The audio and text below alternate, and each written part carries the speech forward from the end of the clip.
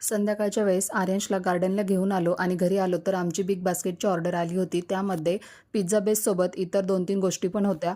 तर आज घरीच पिझ्झा बनवला। कढईमध्ये तेल टाकलं, कांदा, सिमला मिरची आणि टोमॅटो, मीठ टाकून 5-7 मिनिट छान फ्राय करून घेतलं। पिझ्झा बेस कमी गॅसवर एक साईडने भाजून घेतले आणि त्यानंतर लक्षात आलं की फ्रीजमधलं मोझरेला चीज हे एक्सपायर झालंय, म्हणून मग झेप्टोवरतून ऑर्डर दिली। ऑर्डर यायला 10 मिनिट होते।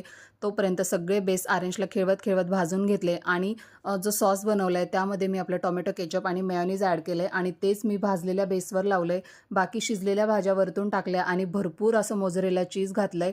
त्यानंतर मी टाकले सीझनिंग आणि रेड चिली फ्लेक्स आणि पिझ्झा तव्यावरती कमी गॅसवर 10 मिनिट झाकण ठेवून बेक करायला ठेवला आणि त्यानंतर बघा इथे मस्त आपला पिझ्झा बनवून रेडी होता।